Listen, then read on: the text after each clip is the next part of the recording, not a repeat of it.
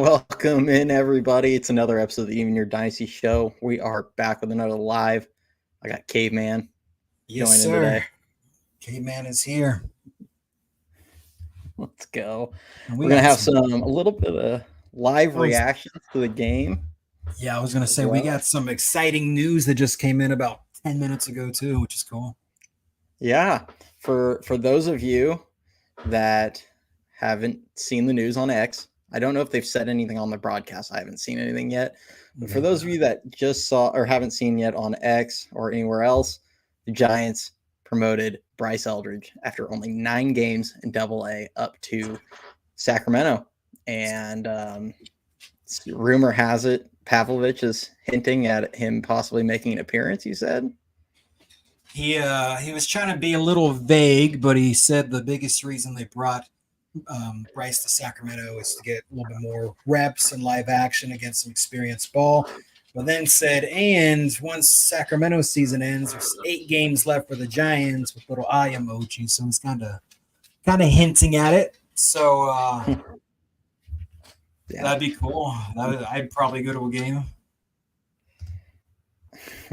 Grant, I wish I could talk you off that ledge, but I'm pretty sure I'm standing right next to you on that ledge. So I've been sitting on that ledge all day, bro. Donnie Legend, Donnie Barrels, Donnie Bullpen. Hey, maybe he'll pitch in this game if this gets out of hand. I think he was like he had a 0.00 ERA in Sacramento this year in like 4 appearances. He'll come in and clean up Duvall's mess or what? Yeah, he might have to. Hey, what's up, Cameron? Welcome. What's up? So this episode, like I said, we're gonna get a little bit of live reactions. We're gonna also do the Yaz talk. We're gonna talk about that. That's been a big talking point this week, it seems like, around Giants Twitter, especially what they do with him going into next season. He is arbitration eligible for 1 more season. So do they tender him a contract? Do they non-tender him? Do they tender him a deal and then try and trade him? Do you start him? Do you put him on the bench as a 4th guy? There's a lot of routes that they can go. And then from there, we're going to talk a little bit about the whole Marco Luciano situation.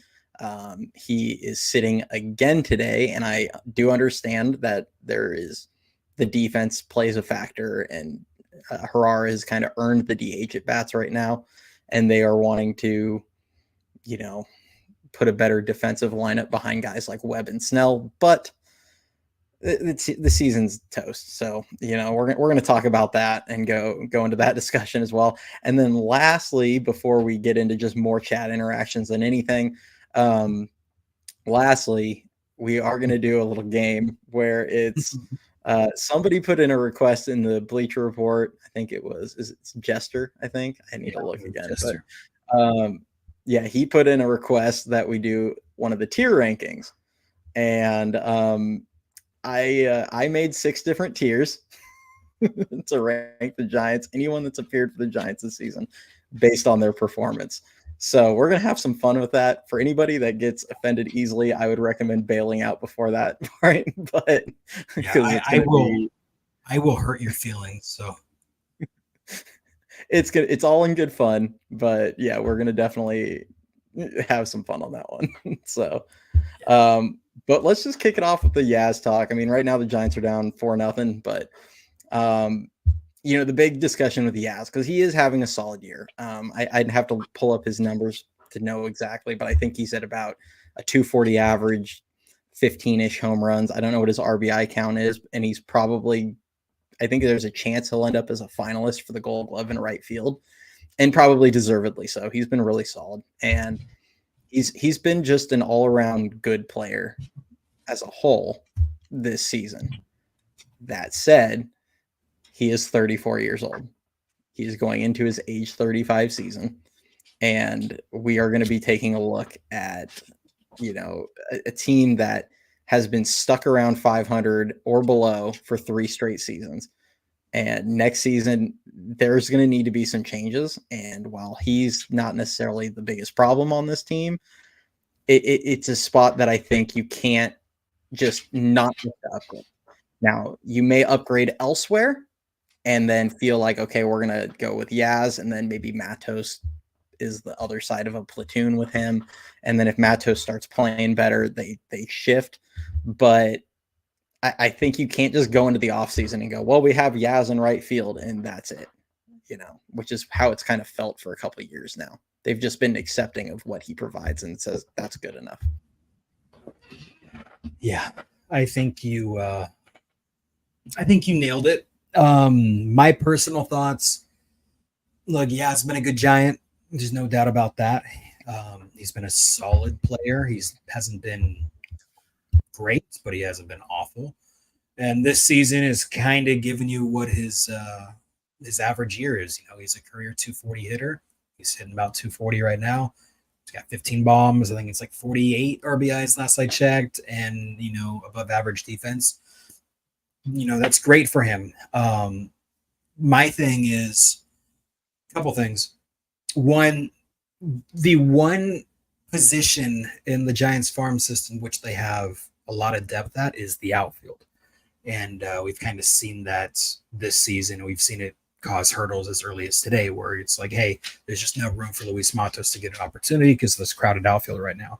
And so I think going into next season, you kind of have to have that open mind to an extent where it's like, do we want to tender Yaz a $10 million contract and either A, start him in his age 35 season where he's not a needle mover. Like, what you're getting with Yaz. You're going to get a decent, solid player, a 6-7 hitter, and very, very streaky with the bat, and he'll give you a pretty quality glove. But he's not going to make or break your team. And so going into next season, it's like, okay, do you keep Yastrzemski at the $10 million price tag and start him and, waste another one of Luis Matos's option years, which is his last one, and, potentially block a couple other guys from getting some playing time? Or two, do you tender him a contract just to keep him on the team because he's a good Giant and keep him as a fourth outfielder / reserve role, but then you're paying $10 million for a bench player? So I just don't think it makes logical sense to keep him around next year. I think the month of September should be his farewell tour, and wish him well and non-tender him. But that's my personal opinion.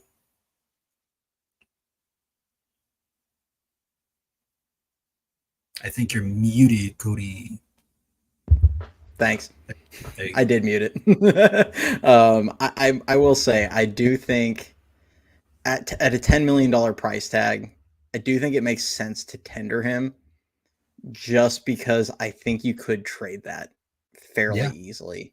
And I don't think you'd have to even eat any contract there.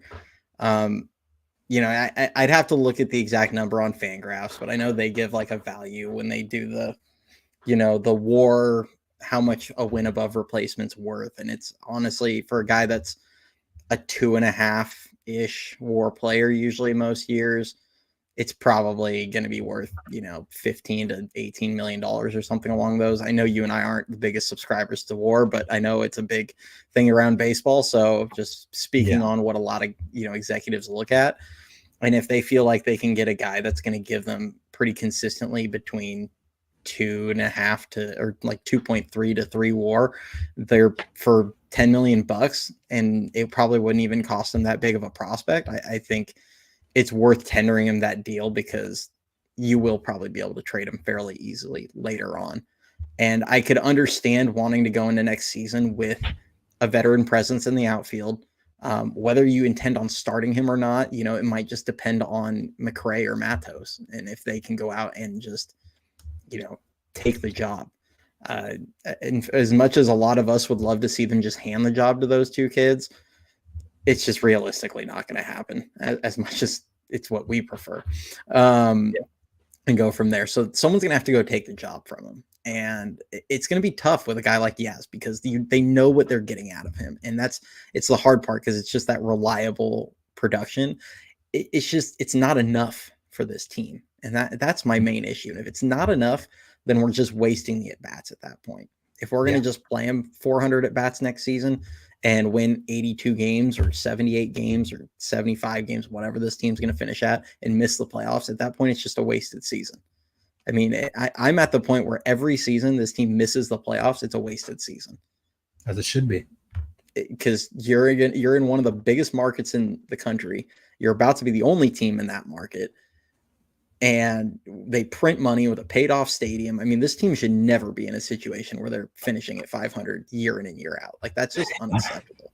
Yeah. And guys like Yaz, while they're not necessarily hurting you towards being a 70-win team, they're not really helping you towards being a 90-win team either.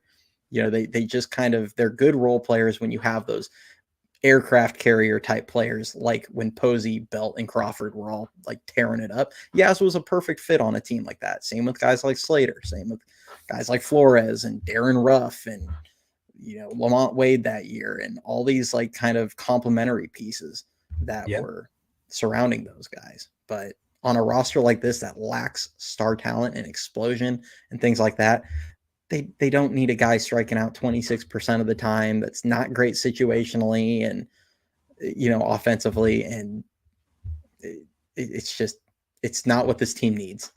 So try and start developing your young guys if that's going to be what we're putting out there again. Yeah, plain and simple. So cool. Yeah, I think that's all we really got on Yaz. I just been a big talking point, but yeah, I just think it's a position that can be upgraded. I'm tired of the, we got Yaz, so we're okay. It's like, come on, if it's a position that can easily be upgraded, and that's, keeping that kind of roster and that lineup is the reason why you're a 500 team. So yeah, absolutely. Yeah, and he's a good player. Like, I don't want anyone thinking that we think he stinks or anything, because he doesn't. Yeah. No, but of course. It just feels like this front office every year goes into the offseason and they have zero interest in upgrading. Yeah. It's just, they are just so complacent with what they have in right field. And it's just, that's where I want to see a shift. That's really all it is. Like, and if they don't land someone, if they go chase Soto and they don't land Soto, and they chase Santander and they don't get him, or Teoscar Hernandez or any of these guys, if they don't get those guys, like that's one thing. Like, if they just decide they want to sign elsewhere, but try. Yeah. And that's where it feels like they've always just not even bothered. So, absolutely. Yeah, absolutely. Yeah. So we will shift this on over to the Marco Luciano talk. The third segment's going to run a little long, so we'll get these first couple rolling a little bit. As Jake's sitting down there, putting in the comments, although I love the username, but if you guys, thanks, Jake. If you guys are watching, if you enjoy the content, if you're on YouTube, like the video, subscribe to the channel, appreciate the support. You guys have rocked the last 3 days. I'm up almost 40 subscribers. I'm up over 700. That was my goal for the end of the season, was to get to 700. You guys got me there with, I don't know, like 16 games left, 15 games left, something like that. Yeah. So awesome. Appreciate all of you guys there. The next goal I've set is to hit 1,000 by the start of next season. Opening day 2025. I want to have this thing up at 1,000. For those of you that don't know, you can monetize at 1,000 subscribers. And for those of you that want more regular content, it's a little easier for me to justify to the missus when it's making a little scratch off of it. So do help there if you guys want more of this content more regularly. So yes, the road to 1,000 is what we're on now. So amen. We'll jump over to the Marco Luciano talk though. So Marco Luciano, the Giants, they sent down Luis Matos. They called up Donnie Legend and Donnie Walton, and the 179 lifetime hitting 30-year-old Donnie Walton gets the call and gets the start over Marco Luciano, which to me was just insulting on so many levels. Because for those of you not aware, because after he got DFA'd, probably a lot of people just stopped paying attention to what happened with him, but for those of you wondering, Thairo Estrada is still in Sacramento. So if we are going to bother with bringing someone up to play over Fitzgerald or play because Fitzgerald's hurt. And we're going to DFA or not DFA. Sorry. We're going to option Luis Matos. At least bring Estrada back. Like, why are we bringing Donnie Walton here? I think the guy's been traded for more times than he's actually produced a, quality at bat for this club at this point. Yeah. That begs the Luciano question, which is, what the hell are we doing with Marco Luciano going forward? Going into this offseason, going into next season. He has already said he's not going to play winter ball this season. I hope he's still going to the Arizona complex to put some serious work in on either second base, first base, left field. I don't really care. Some kind of position. Figure out where he's going to be defensively. Like, this club has to figure that part out. I think that is the most important thing they're going to do this offseason is figure out. Well, I meant with development for him, not in general, but that they've got to figure out where the hell they're going to play him. I think that's got to be step one. How long has Luciano been in the system for? What, 6 years? Roughly 7? Yes, 2018 international draft or international signee. I mean, yeah. So he's been in the system for 6 years, and the Giants still don't know what to do with him. They've completely botched this kid's development, and it's just a shame to see because he had literally young phenom potential. And it just blows my mind how he's going into 2025 and doesn't have a position, hasn't really had much of an opportunity to show what he can do, and he's got a leadership above him that just intends on killing his confidence. And yes, I understand, he's been rough defensively, he's been rough at the plate at times. He's not making it any easier for himself, but come on, you need a support system and a belief from your front office that's overseeing you in your development because they've completely botched it. So, in my opinion, it seems to me like they want nothing to do with Marco Luciano. It seems like they're treating him the exact same way they treated Joe Bart and the way that they initially were treating Elliot Ramos. So, I think it's in everyone's best interest, and especially Marco's, if they move on from him, the sooner the better. Hopefully this offseason, because he just deserves to go on a team, be with an organization that says, hey, we see your talent, we see your potential, we want to try you out because we think you'd be best suited at this position, and we want to, watch your development and help you with it and see whether you sink or swim, because the Giants just aren't having it with them. So yeah, I really hope that he ends up in a Joey Bart position where he moves on to a team that has belief in him and lets him play and work through those struggles and tap into that, unlocked potential. And I think it's just kind of ran its course. Yeah. Yeah. It's a tough spot. And I think it's funny because I actually think the biggest spot that they've botched is development. As bad as it is that they still don't know where the hell to play him. I mean, that's one issue in its own right. Like you said, it's been 6 years. The fact that they don't know where to play him and they just now are figuring out the fact that his defense is bad at shortstop and he's not a shortstop is just pathetic in my mind. But the biggest area that they've botched his development, in my opinion, is I feel like they went too far as instead of just being like, hey, you need to control the strike zone better. You need to be a little less, not swinging at everything, because he was a very swing happy approach early in his career, very aggressive approach. And where I feel like they dropped it was they have him focused on trying to draw walks now. And he is so passive.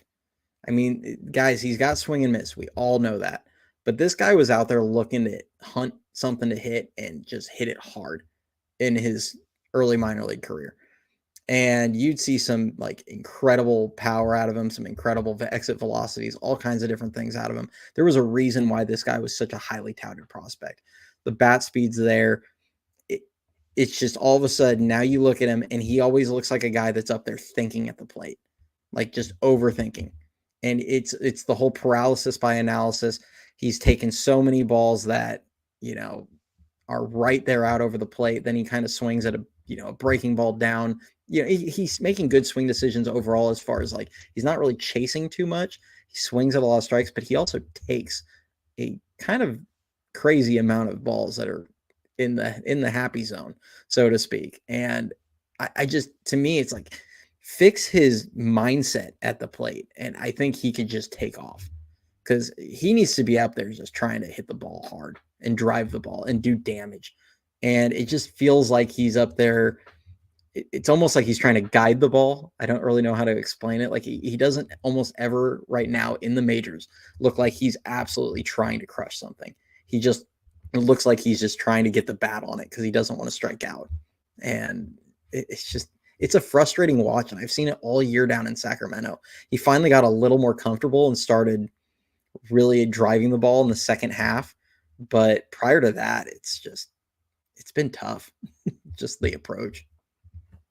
No, yeah, I think you nailed it. And I think Larry and Grant are both spot on. The Billy effect, and everybody wants everyone to be Wade. It's just, the whole philosophy, analytics approach with things, and it's not his game, like you said. Yeah. I wish they'd take on, a bit of swing and miss for that hard contact potential, because he's shown what he can do and what he's capable of. But unfortunately, I just don't think it's a fit anymore. Yeah. Frederick says Marco's hit tool doesn't look very good, and I think it's in his head. And I think part of the reason his hit tool doesn't look very good is because of poor swing decisions. And when I say poor swing decisions, I don't necessarily mean that he's chasing a lot. I just mean that he's not swinging at the pitches to hit. Exactly. He's overthinking it. Yeah. I bet you if you got him in Cleveland with, I can't think of the guy's name, but the Cleveland hitting coach who put out his like 7 pillars of his philosophy. And like one of the first things was hunting fastballs. I see Marco watch so many fastballs down, middle, that it's like, dude, if you were in Cleveland, they'd be like ripping you after you're at bat for watching that pitch. Like they want you to just be hunting that pitch. And pitchers are throwing it in there on, nothing counts and getting ahead 0-1 because they know he's not going to swing. They know this guy's up there with a directive to see a lot of pitches. And you see it around the roster, really, but other guys don't have quite the swing and miss as a guy like Marco does. So it's like, if he just makes better decisions on what pitches to swing at, you can work around a, so to speak, 40 grade hit tool. Yeah. A little more, it's not going to be perfect. He's going to be a little more swing and miss, but you have to have the power to offset that. And right now he isn't showing that at the major league level. We know he has it. We've all seen it. I mean, he hit a ball out of a stadium this year at AAA. He hit a ball off the scoreboard in spring training at one point. It's just tough. So, yeah. Robert, it goes hand in hand with what's been the issue since, well, quite frankly, last 2 years, but more so, especially, this season.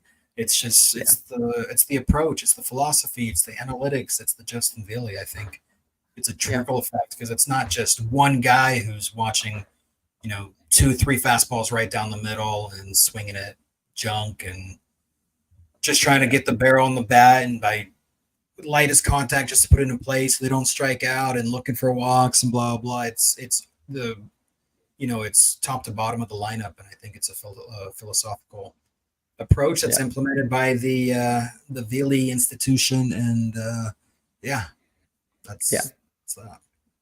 And that's where Justin Veely, like if you had a roster full of contact guys, his philosophy probably wouldn't be that bad.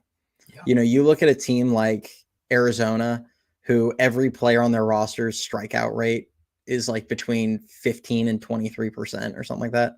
Mm-hmm. And we got action. Oh, look away, Dan.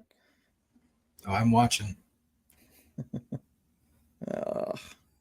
That's gonna get through.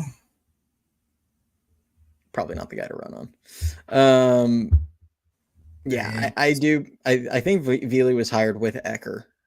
I don't know if it was 19 or 20 that he got hired. And I just think they are at a point where this team needs an just a philosophical overhaul at the, out of their hitting coach. They've just reached that point. I don't know how you can continue with this philosophy when it's just not bearing fruit year in and year out. So yeah, it's tough. But, and I want to give some credit over to Senior here. Yes, you did. So you did. He did call this. Senior said that he asked me a few times if I thought Eldridge could make it to AAA. I didn't think reasonably there was any chance of that happening, but they want to see a little bit more out of him. They want to get another week out of him.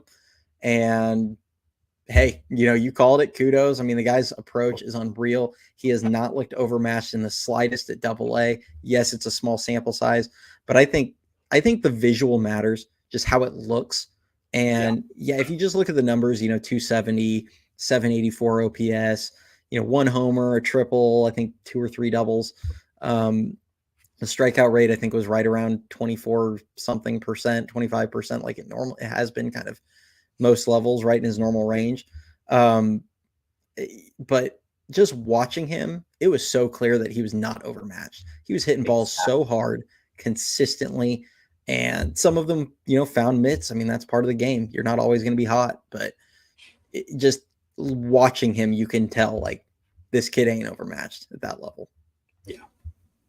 So big shout out to Senior.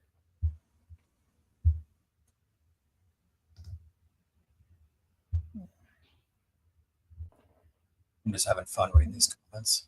Yeah.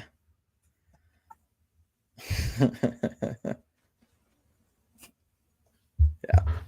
Oh, Rob, you must be behind a little bit. Sorry. I'm catching his chats, and I think he's earlier in the show. I was a little confused on some of them because they were kind of back.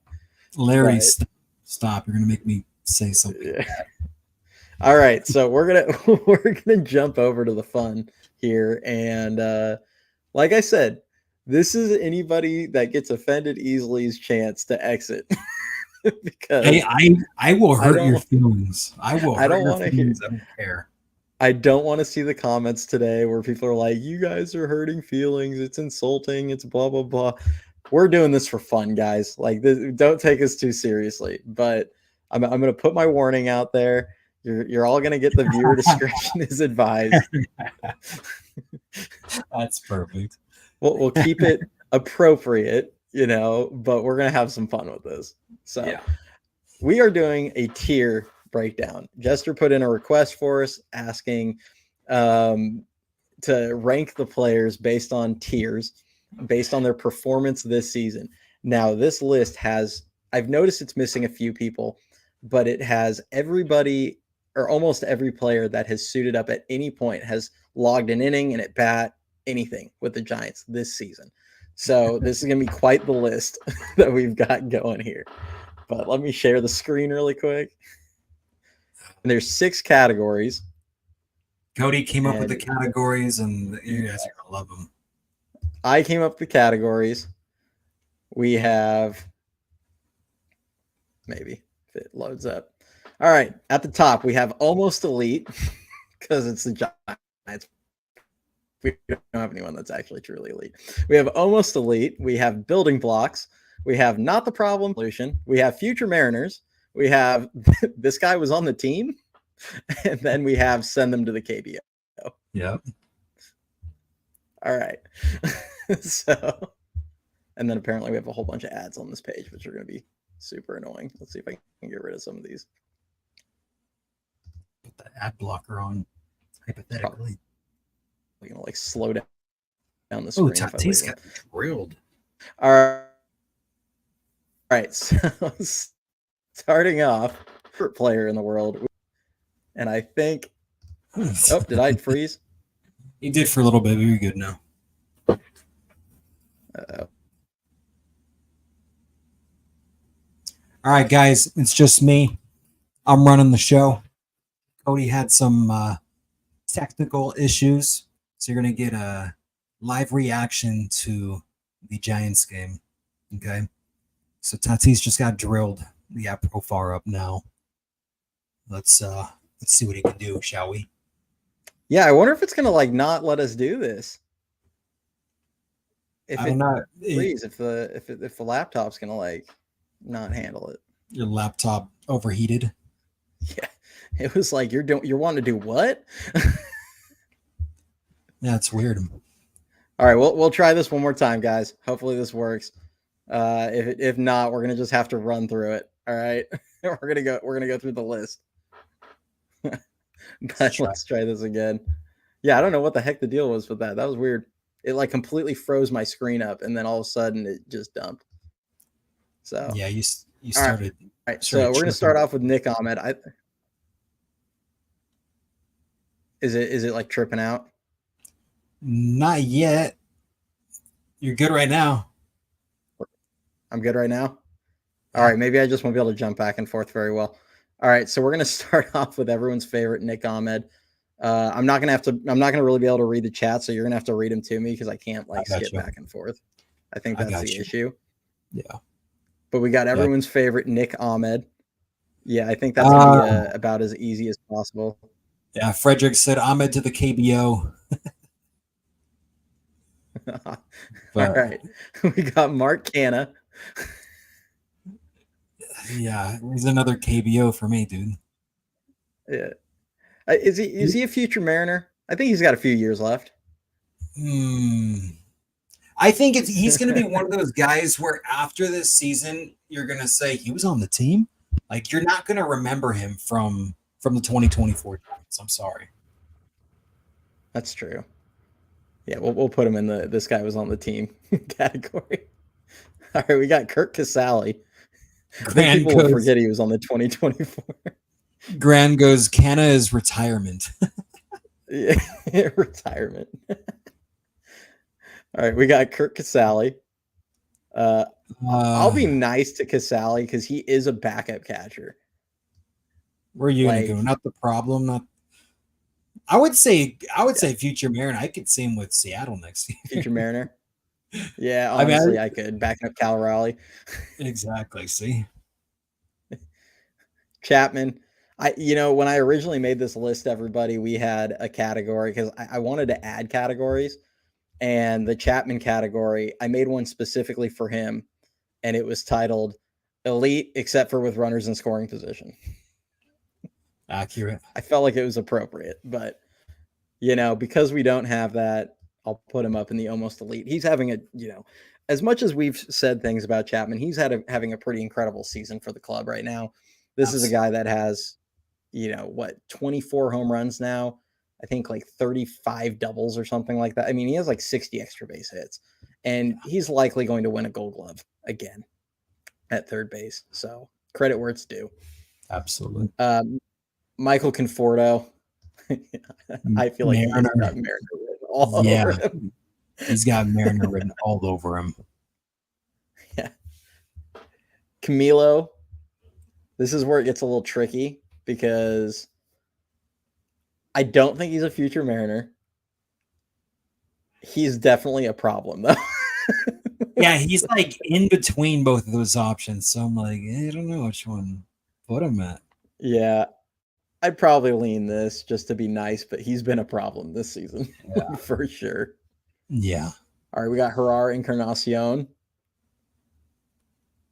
I think he's in the same category, not the problem, because he's been pretty decent, just not big, not much of a sample size. And Rob, the reason why we ranked Ahmed is because this list goes for pretty much everybody that's been on the team this season. Mind you, there's a couple exceptions, but this is from day one of spring training up through now. So that's why he's on there. Yeah. And for the record, I had to look up some of the faces because I didn't actually recognize them. Because I was trying to remember who it was. And I'm like, so that's why there's literally a category that's called "This guy was on the team." No, Mark Canna is going to be like AJ Pollock. He's always going to be remembered because we're going to be like, that's the guy they brought in to steal Luciano's at bats. Yeah. You know what's crazy to think about? They went from Jorge Soler to Marco Luciano to Mark Canna to now Donnie Walton. Yep. And Luciano's gotten like 30 at bats. Yep. Off the drive. Has the sound quality been fine? Has it been cutting out at all? A little bit, but you're good right now. It's not big. It's not major. I think you just stay Okay, on the cool. screen, you'll be fine. Okay. Tyler Fitzgerald. I think that's we're gonna have our first in the building block category. Block for sure. Yeah, looks like a future piece. He's definitely not a lead or anything, but he looks like a future piece. And now we have Dan's favorite player on the planet, who we almost KBO. gave his own category. We're gonna just KBO. send Wilmer right over to the KBO. Get him Sorry out if of here. that's offensive to anybody, but it was Get that him out bad of this season. Yeah. Kyle Harrison. Would you consider him a building block? I think he is. I think he needs some work, but and we're gonna get to Birdsong, but I kind of put them in the same category where they have flashed at times. And I think it's pretty clear that these guys are going to be with the club at least the next few years. And Frederick says possibly Mariner. for a long time. Frederick says future Mariner.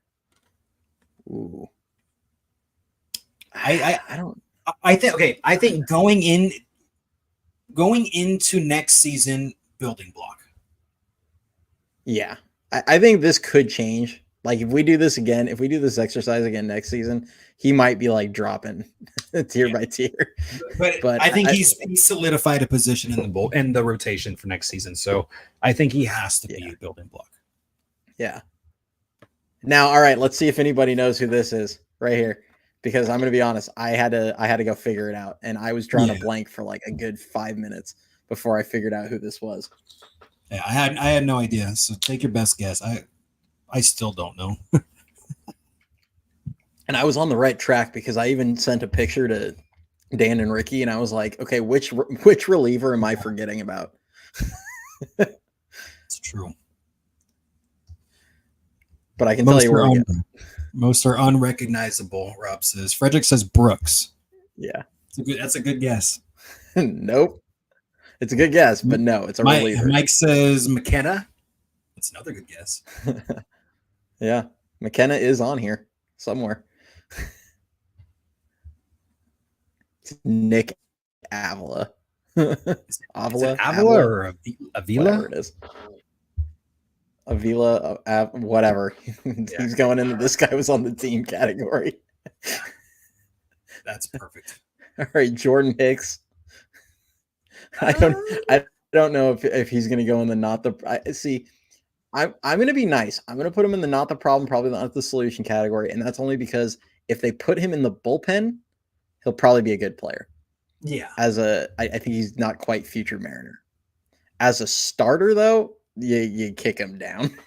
Yeah. That's where it's going to be. No, I'm going to give him the benefit of what he should be. Yeah.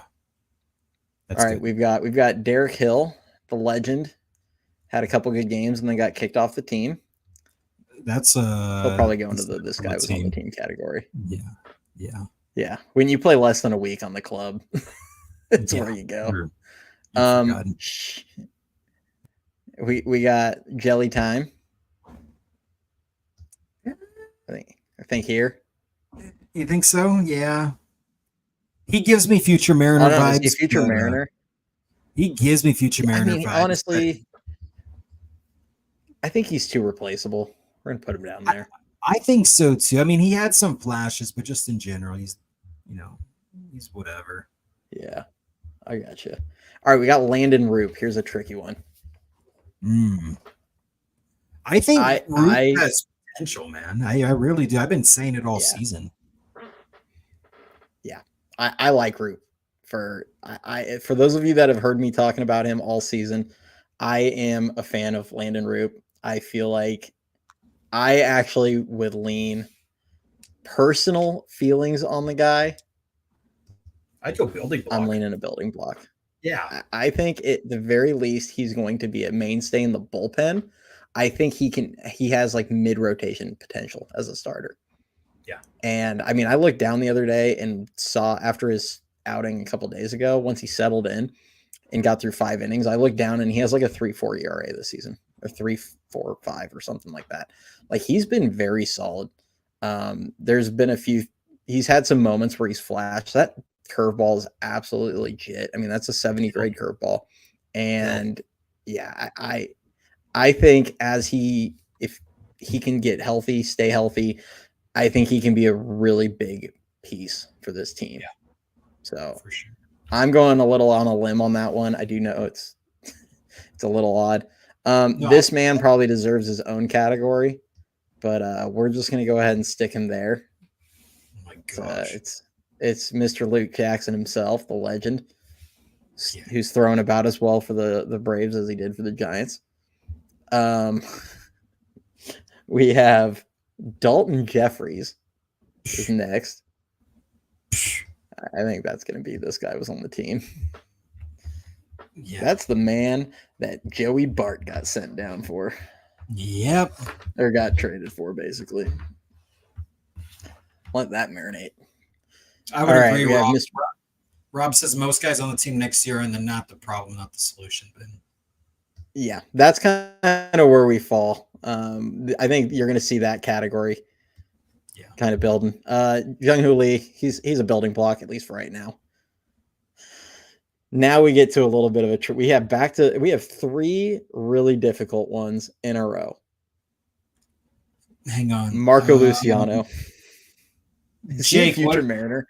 Jake, what's your question? Because Cody can't see the chat, so ask it again. I'll relay it to him. Who'd you say? Luciano?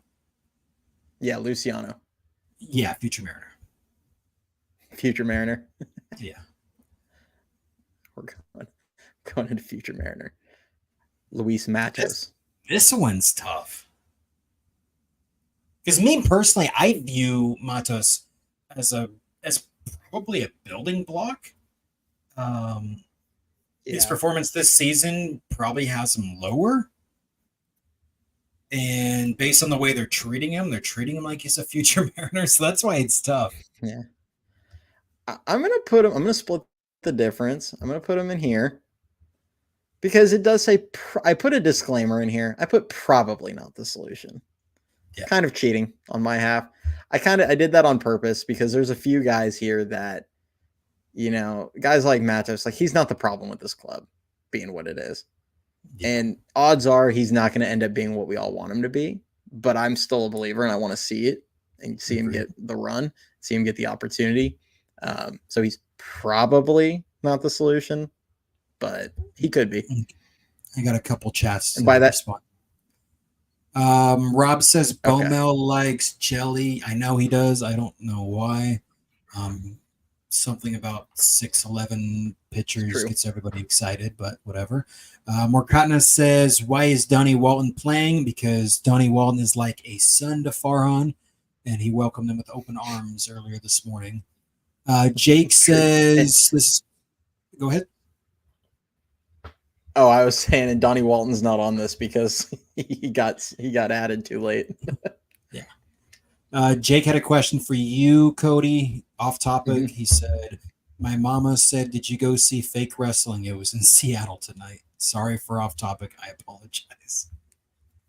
I did not, unfortunately. I had to work, and then I was on baby duty until I got her down a little bit ago.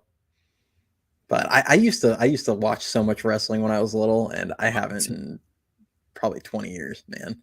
It's I don't even know 90% of the people that are in it now, unless like guys like The Rock make their annual appearances. I used to watch Jeff Hardy a lot, and I do a swanton bomb like into the couch or off my bed into like a mattress or into the pool. I mastered the swanton bomb. That's awesome. That's awesome. All right, we got Grant McCrae. I think kind of by the same logic. Yeah. I mean, unless it's a little too premature, you can slide him back down. Yeah. But I think there's a chance for him to make an impact next season. Yeah. I think there's a chance. I just don't. I'm putting the guys up here. I think I'm putting the guys that I'm like very confident are going to be up and are going to perform. I think that's how I'm doing it. Jake, you want to know something cool? Jeff Hardy's tattoo artist is also my tattoo artist. We share the same artist. It's pretty cool. That's awesome. All right, this is gonna be the hot topic. You're gonna piss me off. We got Patrick Bailey. Yeah, I know this is gonna piss Dan off. I'm gonna say building block by default because they don't have anyone that's potentially better. He is probably gonna win a Gold Glove. He has flashed potential with the bat. Now it's 2 straight years where it has been abysmal on many levels in the second half. I mean, I was going through I was going through the article with Dan on NorCal on Wednesday, and there was a spot in it where they talked about Bailey's 343 OPS since the All Star break. And I'm like, hold on, with a three starting that off. Like, that's just unacceptable. But I think if they do get somebody on the strong side that's a little more reliable, where he actually gets days off consistently, because I mean, one of the things I've noticed in the second half, he comes into a lot of games late, where they'll pinch hit for Casali. If they're not leading, they'll pinch hit for Casali, and then he'll play like the last 2 or 3 innings. So there have been a lot of weeks where he didn't really get any days off, and that's just in today's game. Like you got to get these guys regular days off. They need to do it start to finish on the year. It just is what it is out of the catcher position. Even when Buster was catching, he didn't really catch more than about 115-ish games this season, like on the high end. Now, granted, he also would then catch, 20 games in the playoffs, but that's a different story. But like that's just they got to pace these guys, and maybe my opinion on him will get better or worse as the season go or as the years go, but I think right now, kind of by default, he kind of ends up in that building block category at the moment. Yeah. So a couple things. First, I'll get to my thoughts, but I'll go to chat really quick.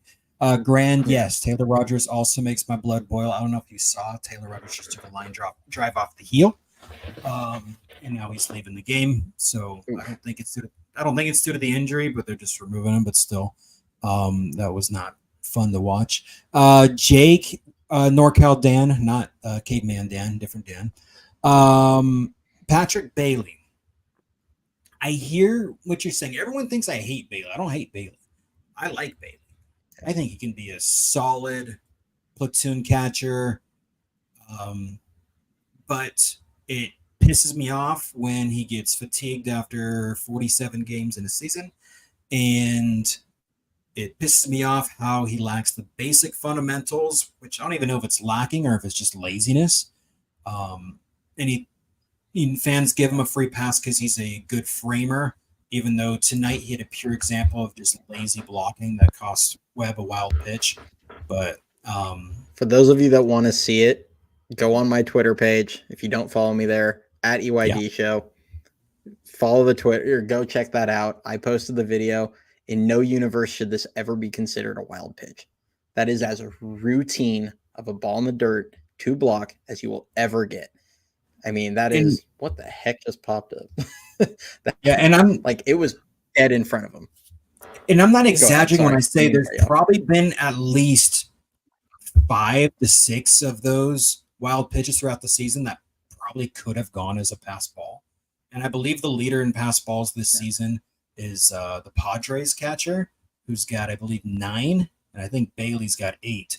So you just put that in perspective. Like, Bailey probably would have around 14 pass balls if it was graded a little bit more fairly. So it's just these little things that he lacks and does wrong that just infuriates me. And then obviously the 300 OPS in the second half of the season, which is just inexcusable. If he wasn't a phenomenal framer, he would probably be in AAA right now. But like you said, by default, he is a building block because he is going to go into next season as the starting catcher. And hopefully my thoughts, my opinions, my plans are go after d'Arnaud. If you can land d'Arnaud and have him as a platoon catcher, give Bailey those extra days off that he needs, have Bailey bat exclusively left-handed, and split a lot of the catching times with d'Arnaud, I think you'll see a much more productive season out of Bailey. But my personal thoughts and opinions, he should be in the KBO, but by default, he is a building block. Yeah, I agree. It's I think that's kind of where we fall. And yeah, it's frustrating. I mean, I have been of the opinion that it is a laziness issue because I have seen him use the proper mechanics to block balls. And the one today was as big of as it's as perfect of an example of a guy just using lazy mechanics. I don't know if he was trying to frame it, pick it, whatever.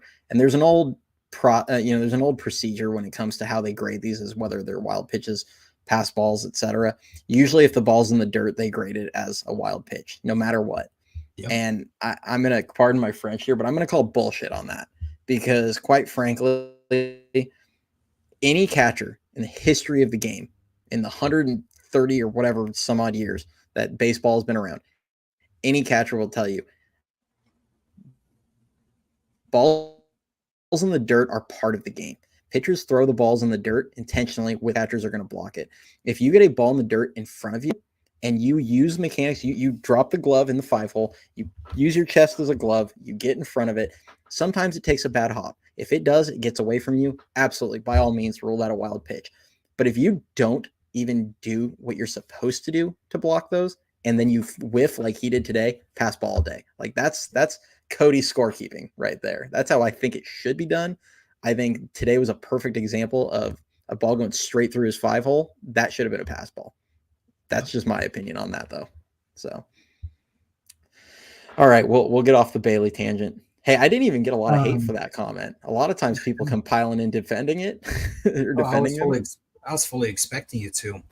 Mike, I don't have the exact number. I think Buster in his career, I want to say he had like 13 pass balls, something like that. I think it was 27 in his whole career. Maybe I was thinking of catching. He had like 3 catcher's interferences. It was a very, very low amount, but Bailey is, I believe, like 6 away from passing Posey's pass ball total. To ultimately probably pass him next season, which just goes to prove how insane Buster Posey was. What's up, Flox? Welcome in. And yes, welcome. Eldridge did get promoted to AAA. We covered that at the beginning of the show. Yeah. And if you guys have questions or anything you want us to pop in, once we're done doing this little exercise, we will do some nice chat interactions. As long as you guys keep pumping questions. I think Dan and I both need to be done by about 10:15 tonight. Yeah. So we'll probably be hopping off then. But yeah, we'll definitely get to as much as we can. So we'll try and hustle this up a little bit. We're gonna have a bunch of easy ones here. We got Mr. Ryan McKenna. I think that's going to be in the "this guy was on the team" category. Absolutely. He's going to be the way of like Cal Stevenson and some of these guys where we're like, who? Michael Reed. Papirski. Yeah. Eric Miller. I think he's a bullpen building block. Yeah, absolutely. I agree. I really like Eric Miller. Gee, who's this guy? He's the ultimate power hitter right there. Power hitting catcher Tom Murphy. All right, this is an easy one. I wish you can add multiple categories, because I'd put Murphy in the past Mariner. Because future Mariners, past Mariners. You go right in there perfectly. I know. I was just gonna ask this question because up next we have Robbie Ray, and where do we put the past Mariners? Does that eliminate them as future Mariners? If the Mariners were still paying part of his salary, I would use some kind of loophole to this and be like, well, they're still paying him, so he's going to go in the future Mariners. Exactly. I think probably can go right. Yeah, perfect for him. Yeah. All right. So up next, this is where it's going to get a little insulting, guys. Sorry. I did not know who this was. I messaged both Dan and Ricky. They both were struggling. Ricky ended up coming up with him. I made the joke that this guy needs to have his own category that's labeled uses SPF like 5,000, because when I was looking at this picture, I was trying to take a picture of my screen, and he's like so pale that it was like blurring it out. So I couldn't get a clear picture to send. But we have Forever Giant Jackson Reeds. Forever Giant. I'm not even going to put him in the. I'm not even. You know what? No, I think he's going to just go in that category. This guy was on the team. Mike, you're right. Casali was a Mariner for like a year or two. Oh, Jesus. I should have just renamed this Past Mariners. Just start reorganizing. We got Randy Rodriguez. Yeah. The Past Mariners one would be like, yeah. I think Randy and Miller, those are going to be your two core guys for like a long time. And then Ryan Walker, of course. But these next two are going to be that's going to be a fun debate once we get to Walker. Yeah. Okay, I actually had to look at which was which. First one is Taylor Rogers. I think. See, it sucks because we just put them both in here. I was gonna say numbers wise, they haven't been the worst, but I mean, Taylor's already been waived. They made it clear that they don't really want him next season at that salary. But yeah, I think that's a good category for the two of them. I think. Yeah. Like they're not the problem. I mean, this team has a lot of problems. They're not the problem. Yeah. Okay, who did I have after them? Wait, what the heck? I put the wrong guy. You see how much these guys look alike? We are now at Landon Roop. You know who this was up here? This was Spencer Howard. I wrote down the wrong guy. Oh yeah, Howard is Roop down twice. Yeah, Howard. This guy was on the team. Yeah, exactly. Whoops. That's Landon Roop. Yeah, okay. Sorry, guys. I was due to make one of those errors. Got guys that look just like... I mean, come on now. I'm going to put these guys right next to each other. They look like twins. Tell me these guys don't look like... Dude, what the heck? Oops. Wrong one. All right. We got Mike Bauman. We can put him in the Past Mariners category as well. Grant has a quick question. He says, will Juan Sanchez become Taylor Rogers' replacement? Yeah. I could see it. Yeah. Juan Sanchez was money early in the year. He dealt with some injuries. I think he got shut down for the season, though. I don't know what it was. Unfortunately, as I've said on a lot of my minor league reports, the baseball is absolutely terrible about reporting injuries for minor leaguers. They are like just the worst. You get guys like Carson Wisenhunt last season. He had that elbow issue that shut him down. It took months for that to come out. He just stopped pitching. Landon Roop stopped pitching halfway through the season. Didn't make another start. And it wasn't until the offseason that we found out that he had some back issues. They're just terrible about reporting these things. I try and do my best to dig, but yeah. I was going to say, I think the Reggie Crawford one was a pure example as to that. He just stopped, and then a few, 6-7 weeks later, you heard it was bicep impingement, and then nothing for 3 months. Yeah, and he still hasn't returned. So I don't know if he had a setback or a different injury, but he's disappeared. Yeah. So, all right. I think Blake Sable has I think the next two. Yeah. Future Mariner. Yeah, I agree. And Casey Schmidt. I think they're both in the Future Mariner category. Yeah. We got Austin Slater. KBO. All right.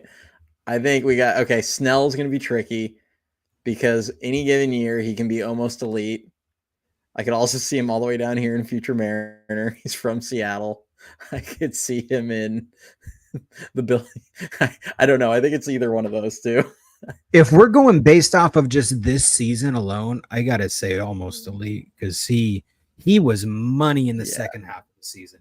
Absolutely money. Yeah.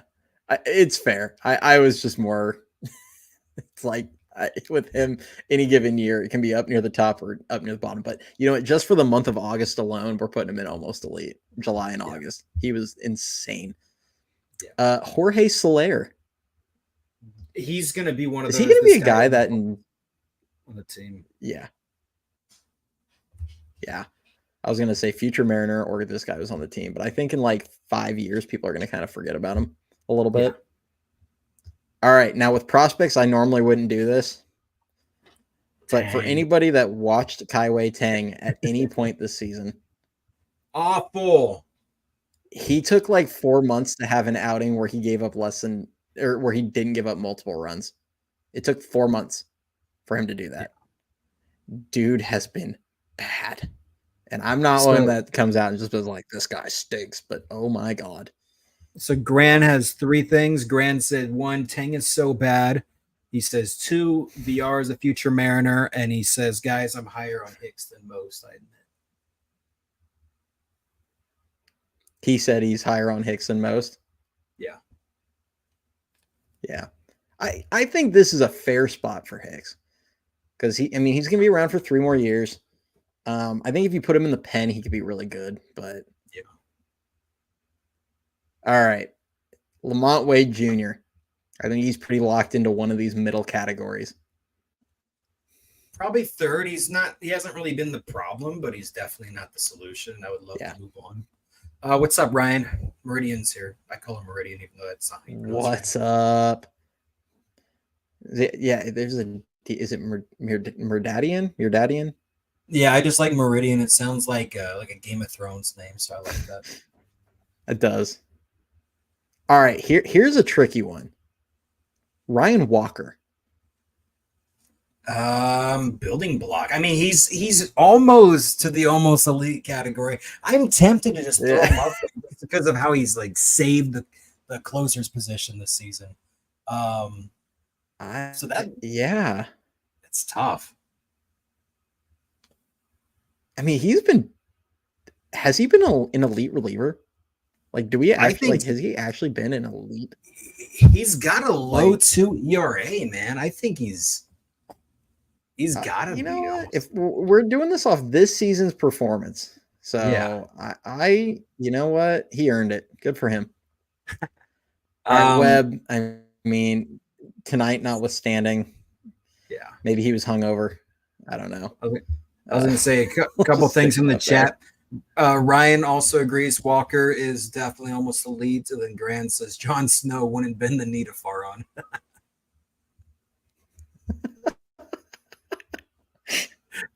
That's awesome. I need to go back and rewatch that series. Grant, Farhan reminds me of Reek. That's all I'm going to say. That's awesome. All right, I think Hayden, I feel more conviction in putting him in the building block stage or tier than I do for Harrison. Yeah, I will say that. This would be Mitch White. Yeah, that's what I was like. You know, the guy that came in was the sacrificial lamb in a few games, and then they cut him. Oh yeah, that guy. Oh yeah.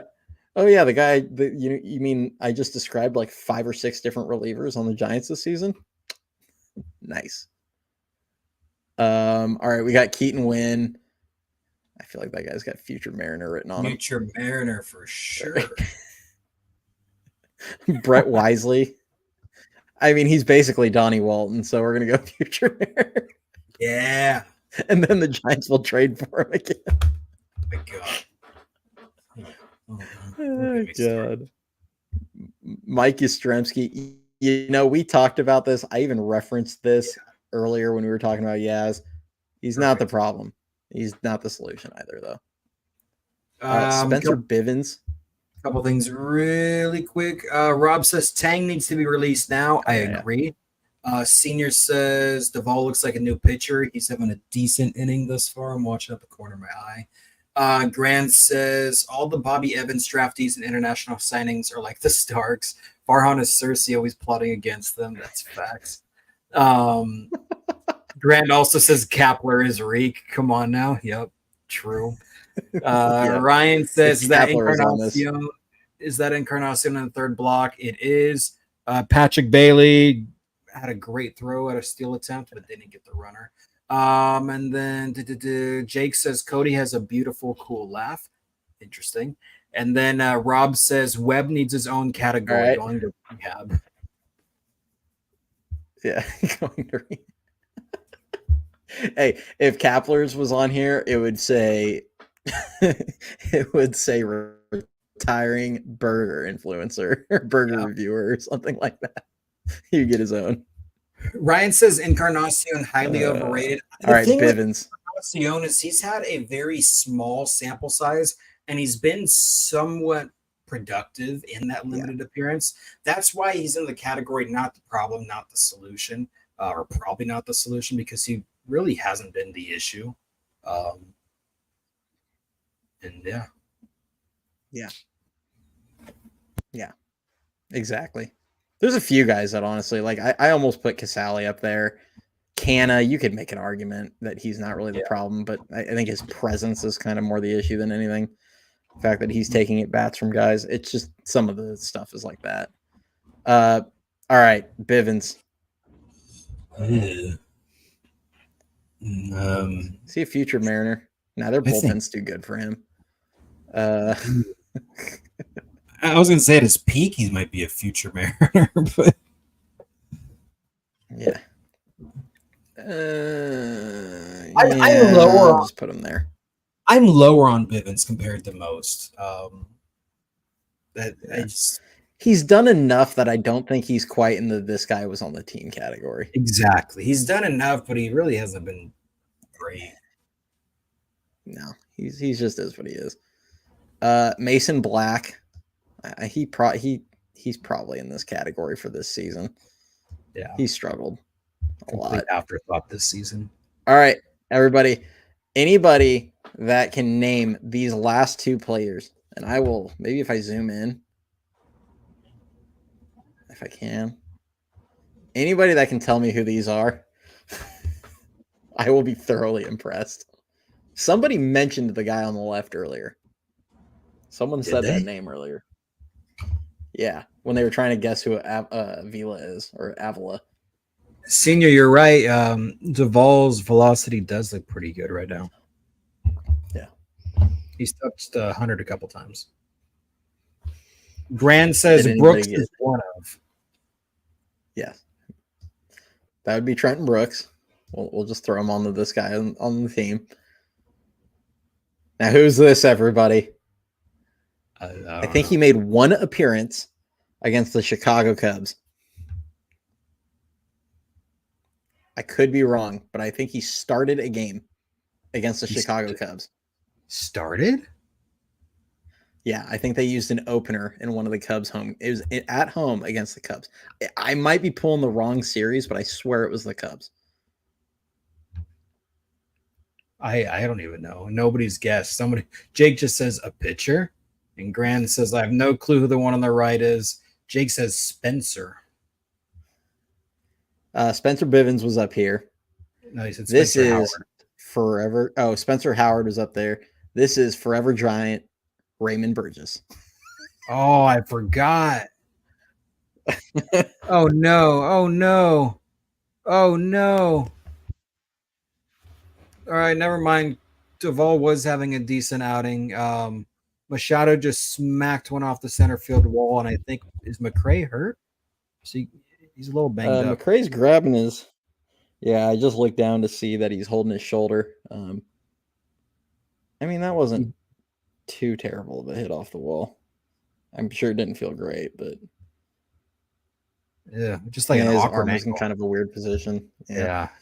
All right, this is our list. So the Giants, I think it was 53 total players. Between you and I, we have 4 guys that are almost elite, 2 elite. I made the joke that they were just almost because it's the Giants and we can't have nice things. We have 9 players as building blocks. So if everyone in these 2 categories does return next season, and I think 12 of the 13 are guaranteed, you got half your roster filled out with solid players. And then not the problem, not the solution. You got 10 guys. We have 11 future Mariners. We have 13. This guy was on the team, and 6 guys that we would send to the KBO. Yeah. That's a pretty good list, man. We did good. Yeah. Yeah, I think it's pretty good. I'm gonna take. Hold on before we jump over. Before I close this out and I jump over to the chats. I don't know if you guys are able to see what I'm doing. No, we can't. But oops, that's because I want to save this. And says 17 trash players. Yeah, pretty much, dude. It's Just brutal. McCray almost had. They probably should have had. All right, just save it. Yeah, he might have not had a good feel for where the wall was, honestly. Ryan says, I got some strong disagreements, mostly with young players, though. That's fair. I feel it. Yeah, that's fair. The young players were the hardest ones to rank, because young guys, it's like, if you haven't quite showed enough to be a building block, you end up in this tough category where it's like, do you put them in the not the problem? Do you put them in the future Mariner category? It was just kind of a tough spot where it was like, not sure where we they're just kind of in between. So he's just think a lot of these young guys get super overrated by us, and agree with what you said. Yeah, exactly. McCray looks right. Yeah, I mean, I hope McCray just had like could be a stinger. I was gonna say I hope it's like a little stinger, but he was kind of grabbing at the collarbone area, and I don't like when people do that. No, it's an easy thing to break. Unfortunately, guys. I mean, it's not football, obviously, but running into that wall ain't moving. So it's a tough one. Did you know the collarbone is actually like designed to break? I don't know if you knew that. I've heard that, but I couldn't tell you the functionality behind that. It's probably because it caused more damage if it didn't. Exactly, because it attaches the shoulder to your sternum, essentially. Yeah. And so it's designed to like lessen the impact that goes onto like your chest. So it's the body's weird, man. Yeah. Just a fun little anatomy fact for you guys that I remembered from college. Yeah. Why is Donovan Walton playing, guys? Because the Giants can't lose 5-0 without his 0 for 3 with 2 strikeouts. That's why. Ryan, go look at my Twitter. You'll see why. Or my whatever it's called. The poster was running. Yeah. Oh man. All right, yeah, you guys keep pumping in the chats. Hopefully you guys enjoyed that. Dan and I just thought it was fun to go run through that. I honestly probably had more fun making the categories than I did running through the list. You saw I got flamed on Twitter, and I clapped back at both of them. Good times. But the Bailey take, it's so weird, dude. Yeah, Dan is not gonna. Yeah, Dan doesn't back down. I appreciate it. I definitely don't back down, and that's what's the thing with me is it's like all I do is just give my opinion, and people get so pissed off by it, and then I'm just determined to make you feel stupid and look stupid, and it works every time. Yeah, I think one of my favorites is the congratulations, you played yourself. Yeah. When you get someone to do it. Exactly. But yeah, I will stand behind my points, but I don't get involved in the whole like the name calling and all the crap like that on Twitter. It's just not my I don't have the energy for that. It's like if people want to get in, if they want to get into it on stuff, it's like I'll keep it respectful, but I don't have the energy anymore. I think once the baby was born, I was like, I don't have time for that crap. So I'll get disrespectful. I don't care. Yeah. Dan's like, no kid, I don't give a crap. Oh man. Anything? Oh, here. Question for later. Does Eldridge go in? Here we go. Mike popped in here. For later, does Eldridge going to AAA mean he'll start AAA next season, or will he start in AA? Mm-hmm. Depends. I could see them putting him back in AA, but I think it does depend. Yeah, it could just because it sounds like they're kind of just doing it to get him more at bats since AAA has one more week after this. But what happens because there's 8 games left in Sacramento? What happens if he just goes 8 during those 8 games? Then it's like, all right, do we want to send him down or keep him in Sacramento going into next season? That's why I say it kind of depends, because if he just kind of has like, whatever, 8 games in Sacramento, then more than likely they'll send him down to Richmond. But you never know. Yeah, and this is the one. I think this is actually kind of nail on the head right here. Yeah. I think it's very clear he's going to get a spring training invite with the big club, with the big team next season. I think he's getting that invite with zero intention of him being on the opening day roster. But if Farhan does manage to swindle his, keep his job, depending on who they go get in the offseason, if they make a trade for a guy like Vladdy, who's going to hold down first, they're not going to be in a hurry on Eldridge. But, if they end up in a situation where they have, they're going into the season with Wade and a Encarnacion or Canna or whatever you want to, some kind of combination like that. If Eldridge just shows up to spring training and absolutely just dominates, I could see a universe where he's on the opening day roster. Yeah. I couldn't see that, and I kind of could see that now, where I think Farhan has a lot of pressure on him, and he's got a lot of pressure that's riding on this one guy. It's unfair to Bryce, but I think he's kind of viewed as a savior, not just to Giants fans, but to Farhan himself. For sure.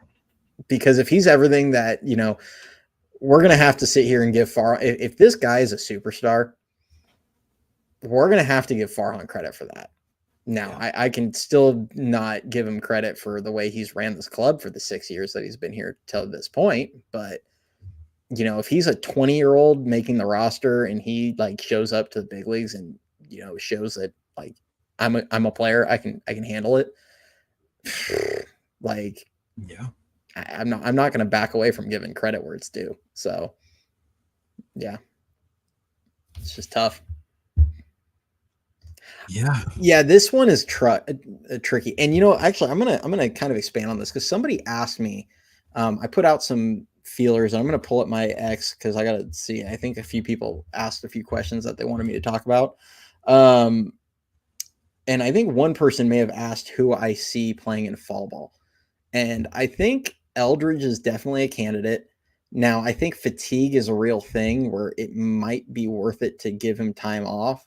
Or maybe they just give him a couple extra days and things like that during fall ball. Maybe he doesn't play every single game or anything like that if he plays in fall ball.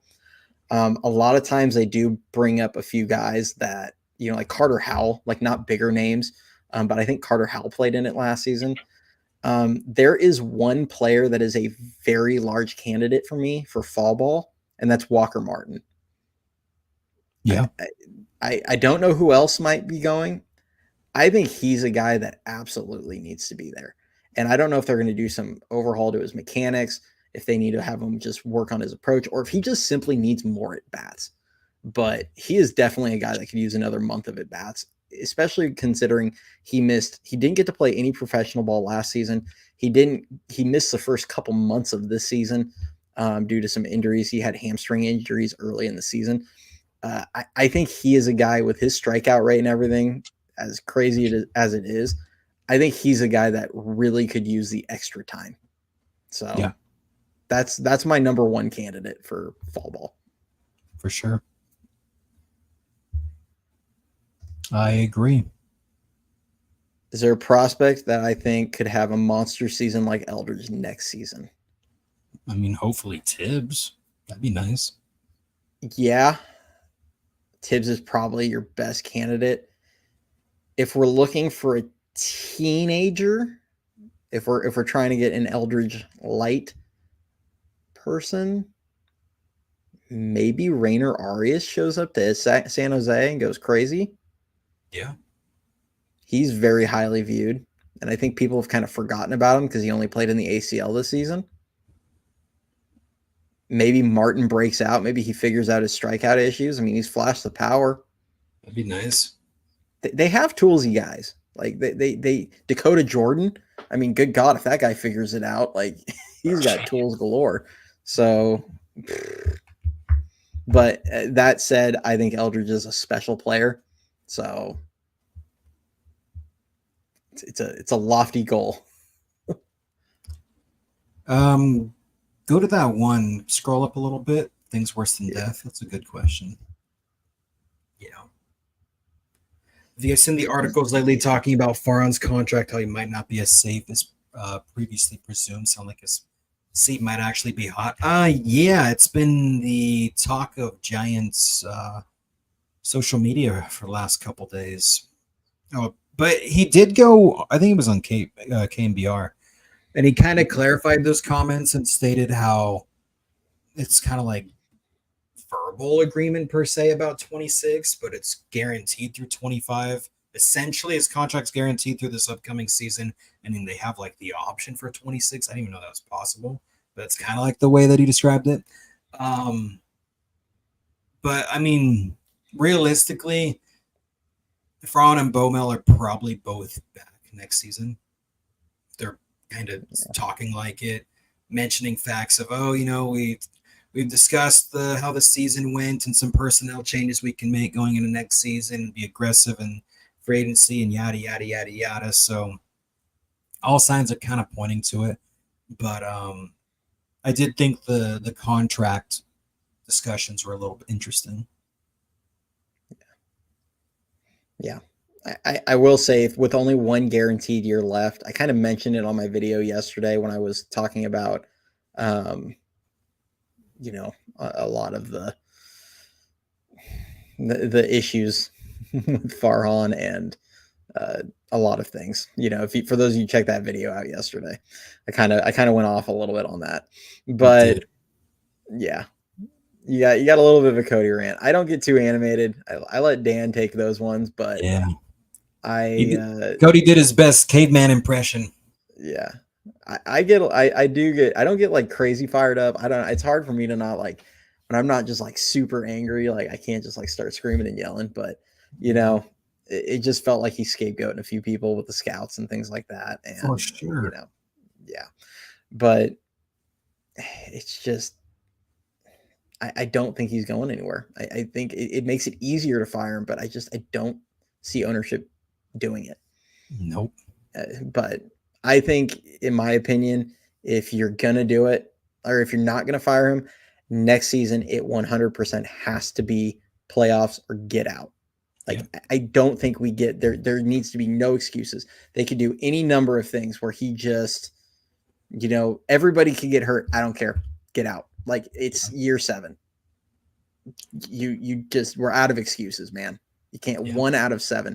And I see people bring up Sabian all the time, and they're like, oh, he only made the playoffs 4 of his first 7 years or whatever. And, then he missed the playoffs 4 straight times. And they'll bring stuff up like that. And with the playoff format back when Sabian was around, he'd have made the playoffs in 13 of 18 seasons with the current format.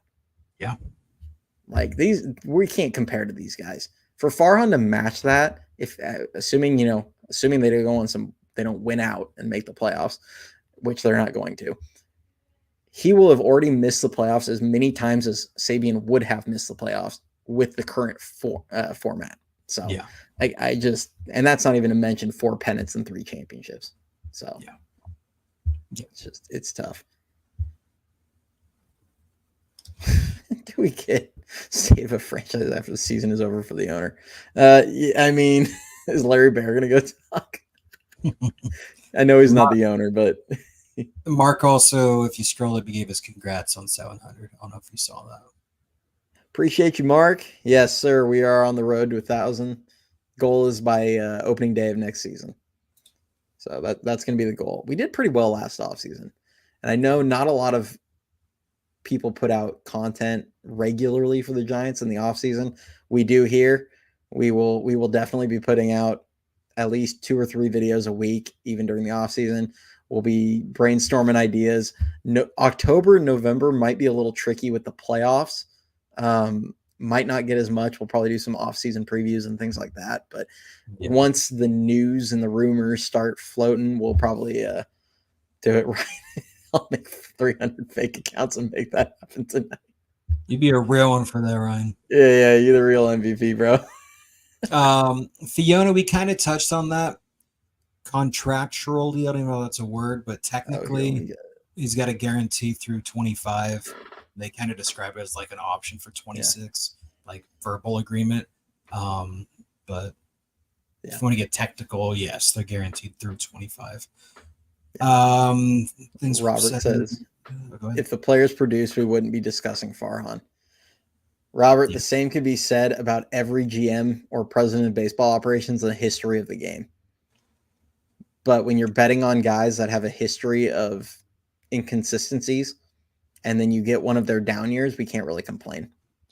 Or when we sign guys like Conforto who are coming off injuries that have kind of mid-level power and then expect them to go back to being 30 home run players, guys with slightly above average powers as a lefty power guy in this park, that's a problem.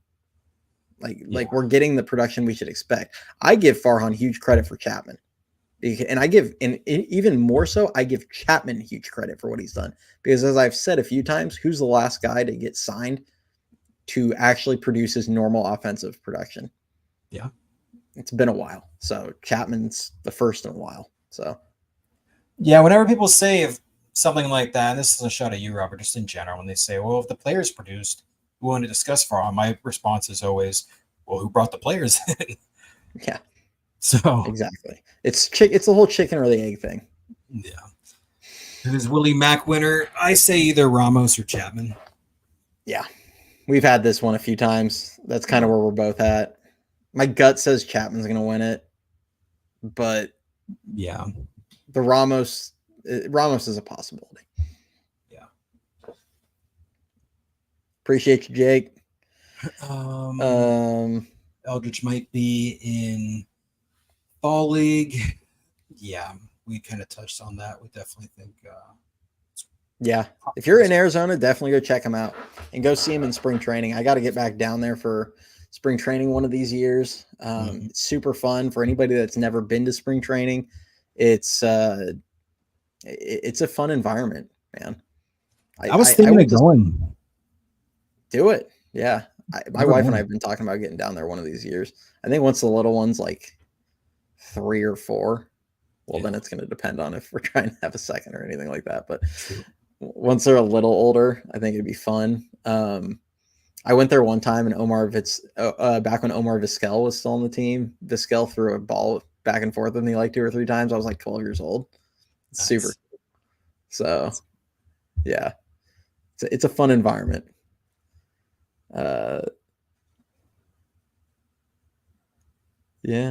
Yeah, more vets on this team though, probably. Yeah, exactly. Ryan says Conforto hate is unnecessary. He'll be good next year. Jock has been good since leaving. Same with Minaya. He followed it up with wasn't the right guy for this team. Yeah, exactly. I'm not bashing on Conforto. I've actually said he should have been playing more, especially against lefties this season, especially earlier in the year. Even Melvin kind of touched on that in his interview with Baggerly, where he's like, I second guessed a lot of my decisions where I pinch hit for him. And I was like, should I have left him in to hit? This guy's got a 900 OPS against lefties right now. It's tough, but it's just this park. And we look at his numbers in Oracle have just been pretty poor. I was just going to say that because he's not a good fit for this team. You look at his home and compared to his away splits, it's not even close, man. He's a decent hitter and on the road, but at home, he's just pitiful. So he's just not a good fit for the ballpark. Yeah, I put him in the future Mariner category a little bit ago, and I genuinely feel like he would be a decent Mariner. I think he would get 25 plus home runs in Seattle. Yeah. I mean, we saw him hit one earlier in the Seattle. I was at that game. I saw it was a poke. That ball Ramos hit is still one of the loudest balls I've witnessed in person. Yeah, I remember texting when that happened. Dude, yeah, I haven't heard a ball that loud. And I mean, Bonds was in his own category. I saw a handful of his. I was at 756, for instance, and I was at a game where he hit 2, including one in the Cove, and like Bonds. It just sounded different. And then you go to BP and you hear him. I mean, it was crazy. But since then, the last 2 guys that I heard where the ball sounded like it did off of Ramos's bat, the last 2 guys I heard I went to a game where Andrew McCutchen put one like 2/3 or 3/4 of the way up the bleachers in like left center, like the center field part of the bleachers. Mm-hmm. And Goldschmidt hit one off of Timmy. Dude, Goldschmidt always had Timmy's number. It pissed me off. Always. I was at a game where I was sitting like third deck and he hit it, and I was like, "Holy crap!" Because you could hear it like super loud from up there. So, insane. Yeah, pretty fun. Joe, I agree. I mean, if Cody and I have said it, if we had it our way, we would do that as well. Yeah, exactly. And I see you said if I was the owner. Yeah, we've been saying the same thing, Joe. We 100% agree. If it was up to us, if we were the ones making the decisions, he'd already got his pink slip. So he'd have been gone. Gotten his walking papers. Go old school. Long time ago. Anybody else got anything they want to talk about before we wrap it up? Eldridge is close. I wouldn't mind giving Goldie a 1-year contract. I wouldn't. Neither would I. Goldie has never had a problem hitting an Oracle. No. And maybe getting a little older, he might struggle now compared to before, but I think he'll still get you 20. I mean, I would take him. And if your team's not good, you trade him at the deadline. Like, it's not that difficult to me. Yeah. But yeah, I like Goldschmidt. He's a solid player.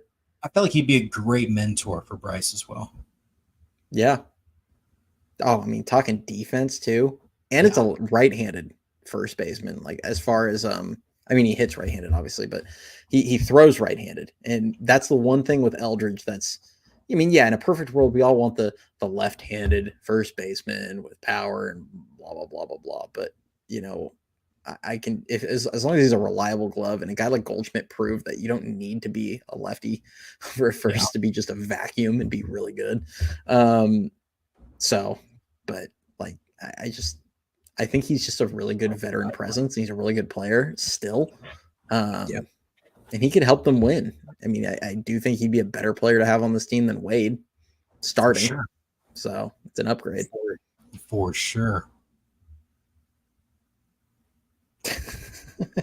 Goldie and Hart. Yeah, those two guys needed. I was so glad when they got them out of the division. No, dude. That was one of the reasons I hated playing. Yeah, that was one of the reasons I hated playing Colorado, because Arenado had our number, man. Yeah. And Muncy is the Dodgers version of that. Yeah. Didn't a few years ago he hit like 18 home runs and 8 of them were against the Giants? He did. It was like, dude, go away. And the thing I hate about Muncy is, one, he was a Dodger, and two, he was just arrogant when he would hit him against us. Yeah. Oh, pissed me off. Cargo. I've said this for years, and I will stand by this. Carlos Gonzalez has a top 5 swing in MLB history, in my opinion. He had one of the prettiest swings you'll ever see. Dude, the walk-off for the cycle that he hit. Yeah. I mean, it didn't even look like the biggest swing you've ever seen, and it went like third deck. Yeah, I like Cargo. I remember playing the old the show games, and I would always trade for Cargo. Yeah, Cargo's good. He was a guy I definitely liked. Yeah, things worse than death. Says Eldridge being rushed through and called up stinks of desperation from far on. Yeah, I kind of touched on that earlier, where it's like, I think the situation that he's in, especially if he doesn't go get a good first baseman, it kind of feels like he's really got a lot riding on Eldridge. And, you know, maybe Eldridge just is that special player. Every now and then there's a guy that, you know, they get up at 19, 20 years old, 21, and they are just that guy.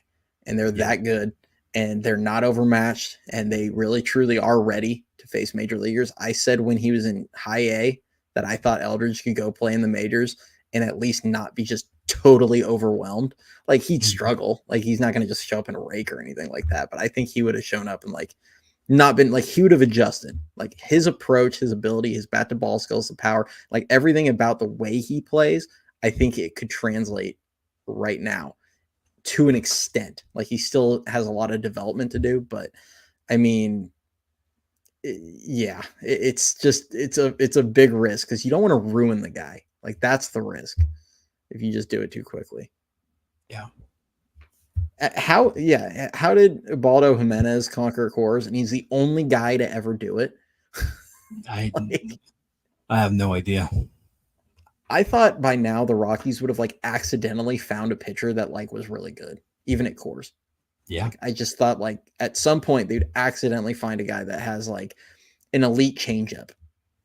You know, it's like I think that's what they need to do. Like, get away from like a splitter or whatever. Like, just get a guy with an elite changeup. He'd probably be really good there. Yeah, it's a good idea. Like, yeah, I got an okay slider, good fastball, elite changeup. Yeah, that's all you need. Scapegoat. If you look at Cody's most recent upload, he kind of touches on the scapegoat concept. Which one am I? Things worse than death. And Ryan, yes, when the milkman was all juiced up that one year, good times. Yeah, good times. Funny thing is his power numbers weren't crazy. He just raked that year. He was at like 340. Yeah, he was. And what was crazy to me during that season and afterwards, because it was like you touched on, he was just money at the plate. And then once the whole like juicing up allegations and story came out, it was just like he vanished. Giants never talked about it. You never really heard about what happened. Yeah, definitely. He was just hitting so many doubles. Yeah. Dude, I'm telling. He had above average speed. It wasn't a burner or anything, but he had above average speed. He wasn't even like Matt Chapman fast.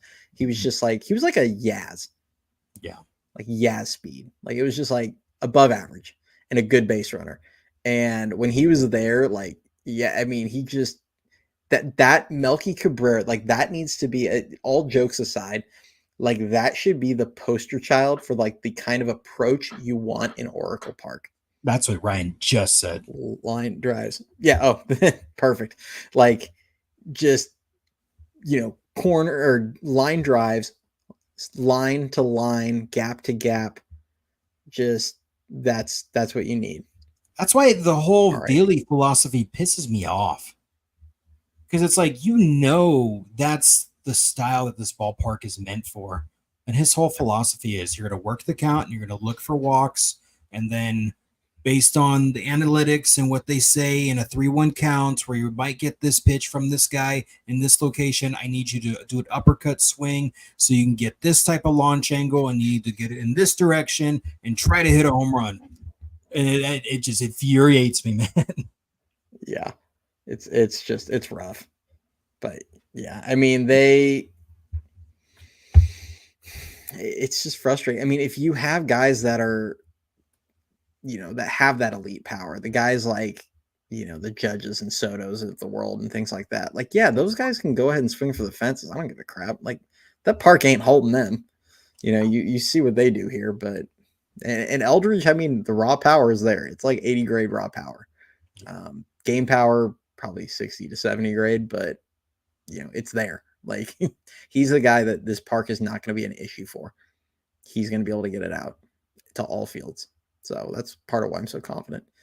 But we're going to go ahead and wrap this up. Give the Rockies. Yeah, I agree. Yeah, with one last comment, Joe. Yeah, we agree.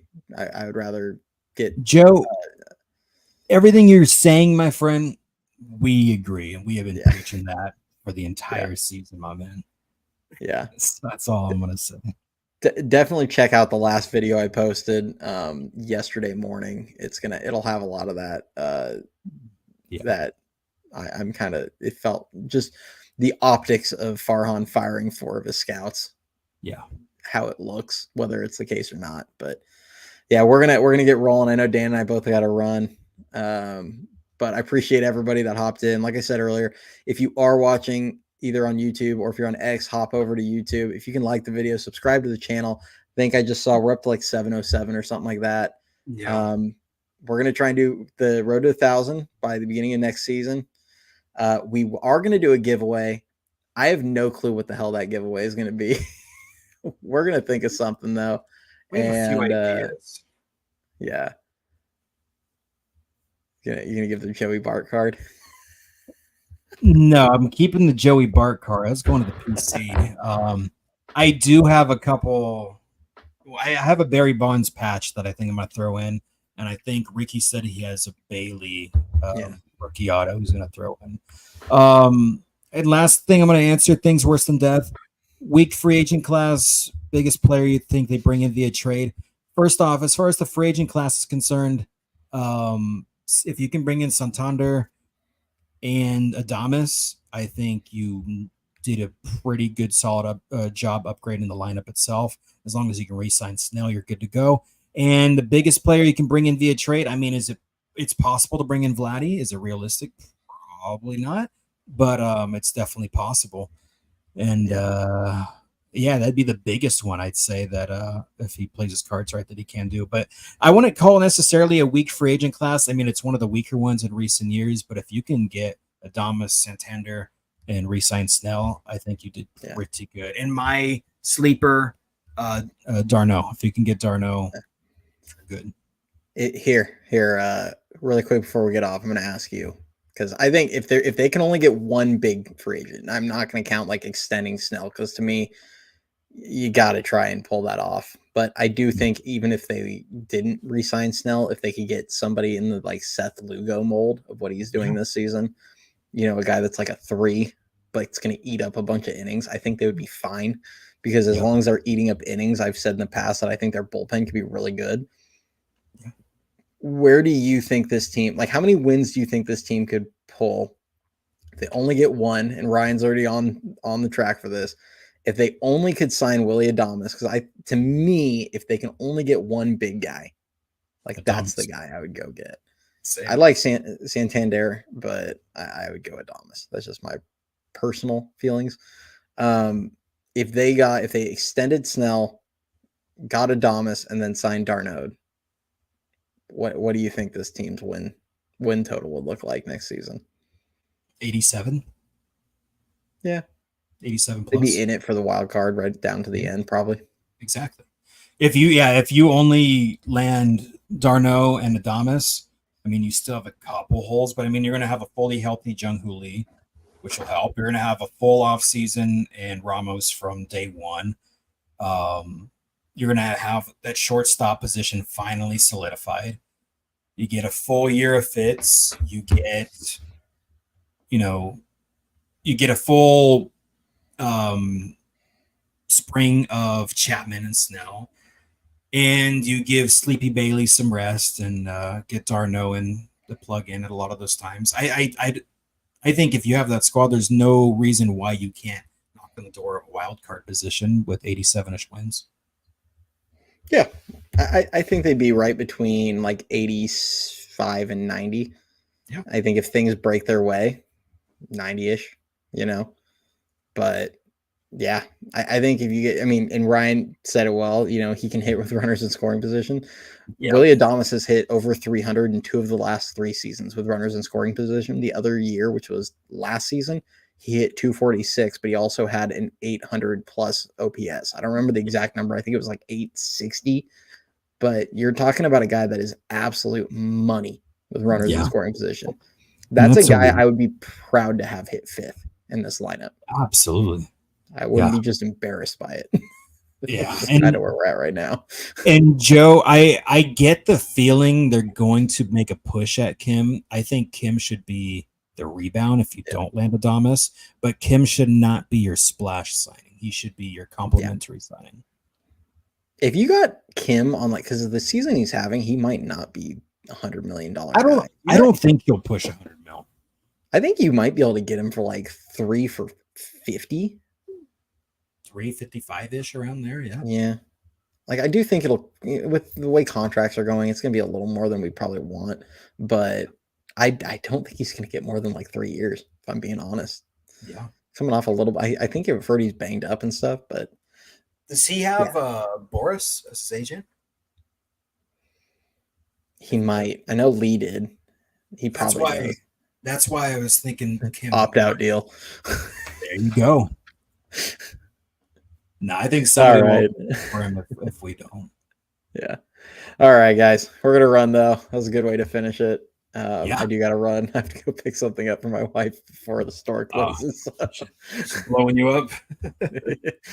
I just looked down at the clock and I was like, oh, God. Yeah. No, go. I'm gonna go to bed. I'm running on 90 minutes of sleep, so I'm tired.